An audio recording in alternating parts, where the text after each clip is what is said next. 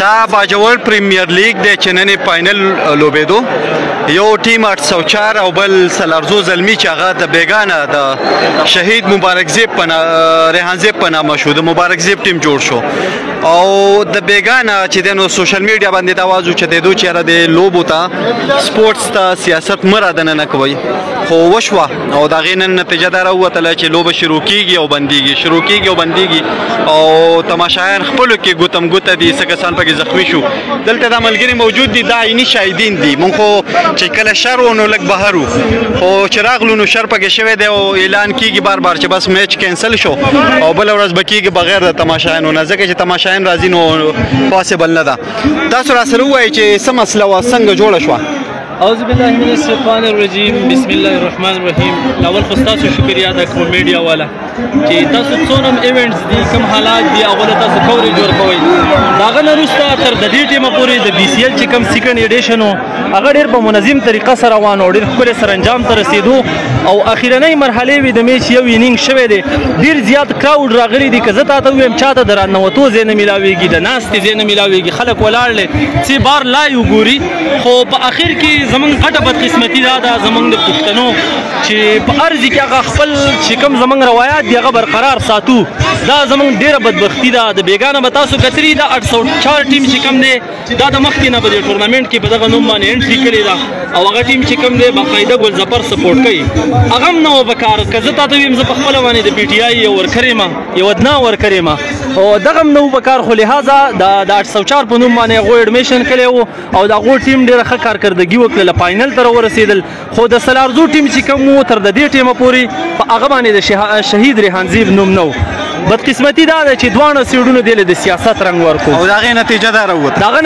نتیجه دا راووتله بلکل اوس تاسو وینئ که نه چې څونه بدنظمي شروع ده خو لهذا زه اخرنی پیغام د باجوړ خلکو له خاص کر یوت له ورکومه چې تاسو خو ځوانان یې وئ د الله خاطر وکئ د دې خلکو د ذاتونو نه راوځئ سیاست عبادت دی سیاست خدمت ته وئ دې ته نه وئ د دې ګلزفر خانۍ او خلیل خانۍ او د مبارک زیب خانۍ د دې شیونو نه راوځئ د الله خاطر وکئ په ګراونډ کې د پلیرو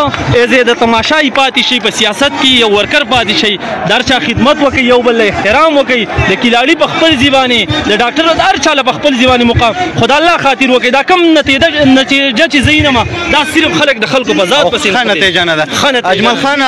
تاسو خو د ریسکیو دغه دپاره راغلي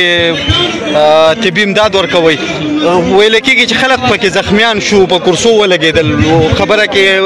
هغه دی همدغه شی ده بسم الله الرحمن الرحیم تاجک صاحب تاسو د کیمرې لاندې هم د حالات ولیدل او ټول باجوړ هم دا ولیدل دی موږ نارې وو چې موږ د امن پیغام ورکو خو نن موږ د بد امنۍ پیغام ورکو امن دې ته نه وایي امن کو دا وی نو دا به نه کېدلی چې یو کس راځي او په ګراونډ کې گیم بندوي بیا په هغه باندې دومره کېږي چې لس پنځلس کسان پکې زخمیان کېږي زموږ د پاکستان ریډ کراس ریډ کرسنټ ملګرو ولنټیر 15-20 کسانو ته ریسپانس ورکړو هغې ریسکیو چې دا زخمیانو او دا په یو بلې په کرسو ویشتو په بیډونو باندې والو شو په کرسو باندې والو شو دا ټایم موږ او دا مسله نه دا خو تاسو خیر تپوس نه کوم هلکه دا مسله جوړولې شوه دا لانجه بس هغه باندې جوړه نه په څه باندې جوړه شوه وکټ واغستلی شوه دوه درې باله پکې وشو ریویو واغستلی شو هغه وویل دا نه دی اوټ یو کس ګول ته منډه وکړه ویل دا نه دی اوټ په اوټ او په نه اوټ کې موږ نیوټرل یو موږ بلکې په ګراونډ کې موجود وو زموږ خپل ټیم لګېدلی وو پي آر سی ایس زموږ لیډر جاوید صاحب کوم چې د سلارزو سره تعلق لرونکي نو زموږ خپل ټیم موجود وو په دې ټایم کې داسې وشو چې یو وکټ لاړه په هغه باندې ریویو انپایر واخیستله تړ انپایر فیصله دا راغله چې دا اوټ دی په هغه کې بیا د بل ټیم د سایډ نه دا راغله چې دا اوټ نه دی دوه باله هم شي خو د دې ټایم خو زه نیوټرل یم خو بیا هم بحیثیت یو سپورټسمین زه په خپله هم پاتې شوی یم زه دا خبره کوم چې په انټرنیشنل کې هم اوټ وشي او د ریویو ټایم ستانه تېر شي 15 سیکنډ 10 سیکنډ نو ته بیا اپیل هم نشې کولی ریویو هم نشې اخیستی طریقه ده که د دې د وجې داسې راغله اوس هم ډېر زخمیان شوي مشران پکې خوږ شو